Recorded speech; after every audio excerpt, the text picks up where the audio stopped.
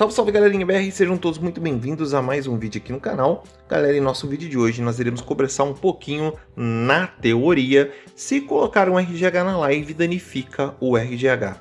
Bom, basicamente hoje a gente vai falar um pouquinho sobre a teoria de funcionamento e comunicação quando se coloca um RGH na live, né? E o porquê alguns aparelhos começam a apresentar defeitos, problemas, até mesmo lentidão quando se coloca o RGH na live e acaba aqui se utilizando o aparelho em tempo contínuo ou até mesmo por um longo período. Vamos falar também sobre os principais problemas, defeitos ou até mesmo bugs que você tem enfrentado por aí e como resolvê-los, né? Bom, o primeiro ponto que eu quero falar com vocês aí é o ponto da dificuldade e a lentidão de trabalhar com o HD. Tá? É o primeiro ponto. Você vai utilizar o seu RGH na live e vai começar a perceber que depois de um tempo começou a ficar lento, né? Eu tenho aqui um RGH com um Xbox 360 completamente aberto para a gente poder conversar e vocês entenderem tudo, tá?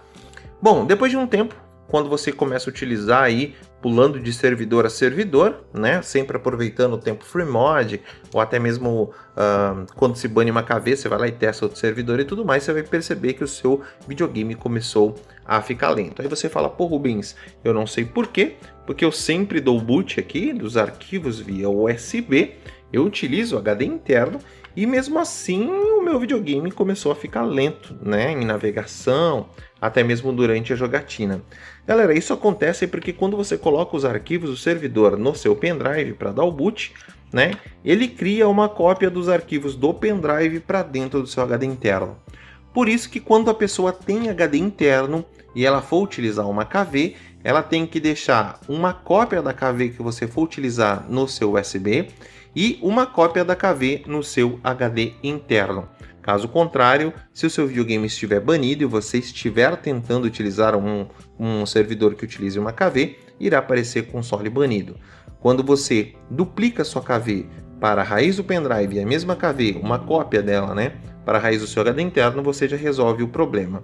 E o porquê? Porque os dois trabalham simultaneamente. Tanto o seu HD interno quanto o seu pendrive, tá? Então, quando você for colocar o seu servidor aí preferido para trabalhar com o seu RGH, tenha em mente que o seu HD interno e o seu pendrive estão trabalhando simultaneamente, ao mesmo tempo, diferente do que acontece quando você está jogando em modo offline, diferente do que acontece de quando você está jogando na Link Up. Tá? Quando você está utilizando um servidor de RGH na live, você está trabalhando com todos os seus dispositivos configurado e sendo utilizado ao mesmo tempo. Perceba aí que quando você tem um pendrive que tem luzinha, como esse daqui, ó, tá? Você vai conseguir, tá vendo que bem no meio tem um furinho, tem um LEDzinho aqui, quando eu plugo o pendrive ele fica piscando. Então você irá perceber que automaticamente quando é feita a leitura no seu HD, o seu pendrive pisca junto, tá? E o porquê? Como eu disse, os dois trabalham ao mesmo tempo. E o que acontece? Muitas pessoas dizem que ao estar com o servidor conectado, sente uma lentidão também com o jogo no HD, tá? Ou seja, o jogo em disco, perdão. Isso acontece possivelmente porque o seu leitor está cansado e não tem nada a ver com o servidor. A velocidade de leitura, de processamento ou de coisa do gênero, ela se refere diretamente à unidade ótica do drive e também ao KSB ou PSB, que no caso seria o chipset. Essa pecinha aqui da placa-mãe do seu Xbox 360. É esse quadradinho aqui, ó, tá? Que simplesmente controla aí o seu drive de DVD, tá bom? Bom, vamos falar então, galera, o que acontece. Muitos de vocês têm relatado os defeitos nos aparelhos, que é o seguinte. Primeiro ponto, se você está no kernel 17526, mesmo você tendo um console original e ao tentar atualizar para o kernel 17544, a barrinha começou a carregar chegou quase no finalzinho e você recebeu um erro. Erro de atualização, erro 0004, E67 alguma coisa. E o porquê que isso tem acontecido, mesmo com o console original, tá? Porque o seu videogame começou a encontrar um defeito de comunicação entre o drive do DVD, entre as informações gravadas na sua NAND e entre o seu KSB. KSB é este quadradinho aqui que é o chipset aí do seu Xbox 360. Então você tem o KSB, que é esse aqui o chipset, ele trabalhando na comunicação do drive de DVD. As informações do drive de DVD ficam gravadas nessa plaquinha aqui, que é conhecida como PCB, tá? Nós temos elas diversas cores, né? Temos ela nessa cor aqui, que é o cor padrão, que normalmente vê no console, e quando você coloca o LTO2 no videogame, ele fica com essa plaquinha branca. Então, quando o seu videogame vai atualizar, no caso do Xbox 360, em alguns casos ele está fazendo parecido com o console da Sony, tá? Ele está se comunicando com os periféricos. Então, no caso da atualização 17544, em alguns casos ele procura a identificação do drive de DVD. Se o seu drive de DVD tiver algum problema, ele não vai conseguir carregar a atualização.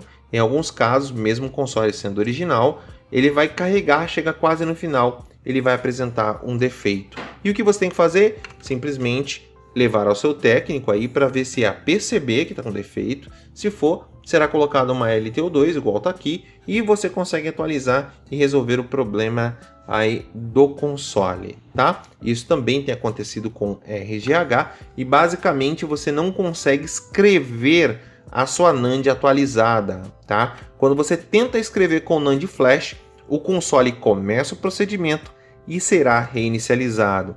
Mesmo você tendo um defeito de comunicação no videogame e você não escreveu sua NAND com o drive SPOF ativado, você tenta fazer uma reescrita de NAND, o seu console ele vai concluir 100%, no que você voltar o kernel vai estar na mesma versão de kernel. Sua NAND não será escrita. Por quê? Porque não houve uma comunicação direta entre os periféricos e as informações da sua NAND.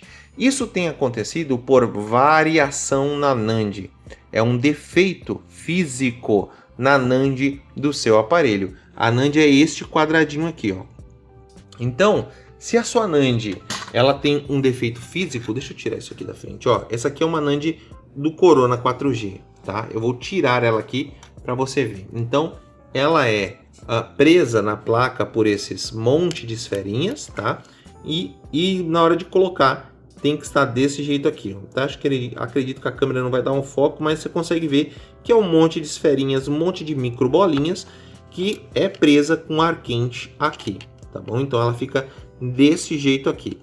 Essa aqui é uma NAND 4G, tá? Então se você tiver um Corona com NAND 4G, possivelmente a sua NAND é desse jeito aqui.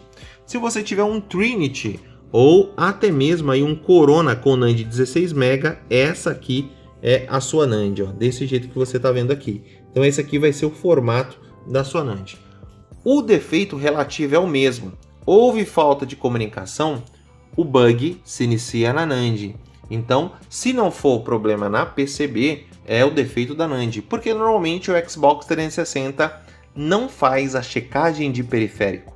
Você consegue atualizar ele mesmo sem o drive de DVD, mesmo sem estar com a PCB plugada, tá? Muitas pessoas estão fazendo um bug bem interessante, que é desplugar aqui, colocar uma PCB boa, mesmo sem gravar a DVD key na PCB.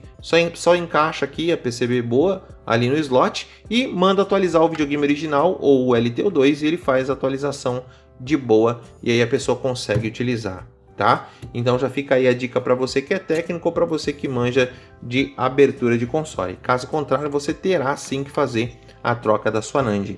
E como eu disse para vocês anteriormente, se quando você coloca um RGH na live, ele trabalha diretamente, simultaneamente com o seu HD interno e com o seu pendrive, isso significa que o seu chipset, que no caso é esta pecinha aqui que eu estou mostrando para vocês aqui na minha mão, tá? Ela já está solta na placa, é apenas para que você veja como é um chipset. Também tem um monte de micro esferinhas e é presa nesses quadradinhos aqui também com o ar quente, tá? Então seria preso aqui através com a utilização de uma máquina apropriada ou até mesmo com um tipo de soprador adaptado, né, para que a placa não empene. Basicamente, você pode utilizar uma máquina de rebaling para poder prender essas esferas, no caso grudar, né? Se utiliza como é que eu diria para você, um fluxo, tá? Como se fosse uma colinha, para quem não entende, tá? Esse fluxo aqui que é o que eu utilizo por aqui, então vou abrir para vocês só para que você veja como que é, tá? É passado esse fluxo nas esferinhas para que as esferinhas possam derreter e basicamente grudar aqui na placa de novo, tá? Bom, esse aqui é o que eu uso por aqui. Bom, mas enfim, vamos já falar diretamente para vocês sobre o que acontece. Então, se você está trabalhando com o pendrive e o HD simultaneamente ao mesmo tempo, o seu chipset começa a trabalhar ali com uma velocidade de dados muito mais rápido do que se você estiver jogando offline. Quando você está jogando offline, o seu videogame ele faz a leitura de um periférico por vez. Ou seja, o seu pendrive, se o launch estiver configurado, ele para dar o boot direto no pendrive, ele sempre vai dar o boot primário via USB. Se o seu videogame tiver com o boot configurado através do launch para o HD interno, o boot primário sempre irá ser inicializado pelo HD interno. Mas o Xbox 360, a partir do kernel 349, ele começou ali a dar preferência para o dispositivo USB.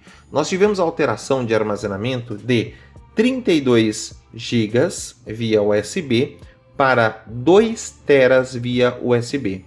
Sendo assim, nós tivemos basicamente aí muitas melhorias, tá? Pelo menos no meu ponto de vista.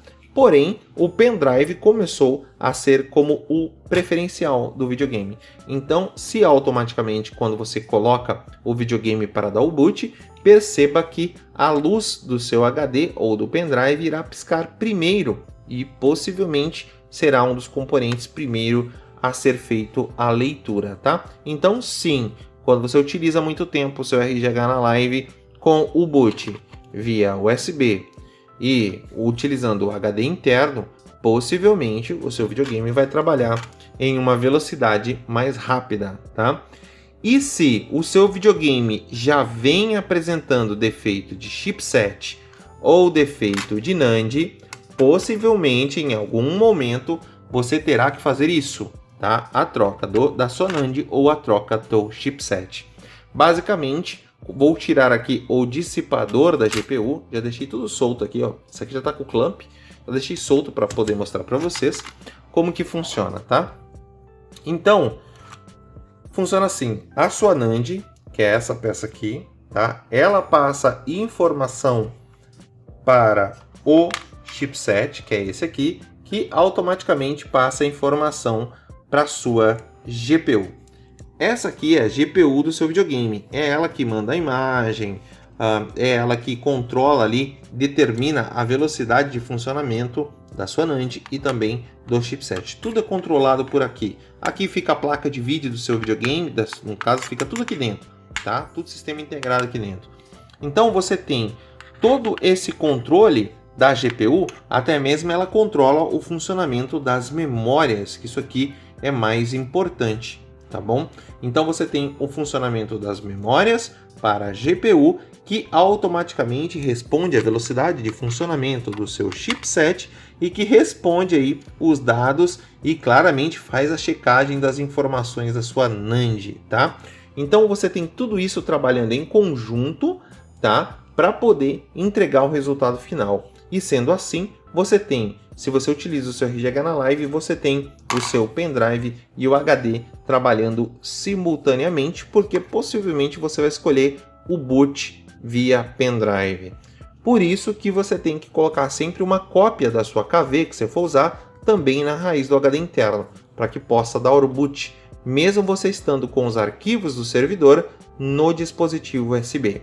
É sempre importante que, para que tudo funcione bem, que você tenha e deixe uma cópia da KV aqui no HD interno, tá?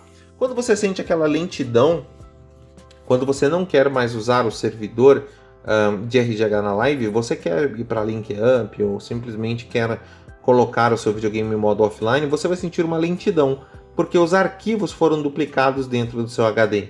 Então você terá que excluir os arquivos que estão na raiz do seu HD interno. Esse aqui é um outro ponto também importantíssimo, tá? Bom, então é isso, galera. Com o tempo aí, se você ficar utilizando o seu console pulando de servidor para servidor, você poderá em algum momento ter o seu chipset ou a sua NAND danificada, porque possivelmente os arquivos estão sendo trabalhados simultaneamente. E isso acontece porque já existe defeito no seu aparelho, ou de chipset ou de NAND, tá bom? O que acontece é que, se você utilizar o RGH na live, ele não vai queimar o seu videogame, tá? Não vai. O seu videogame pode acontecer de ter algum defeito no videogame, porque o seu videogame já tem defeito. Ele já está propício a apresentar algum defeito.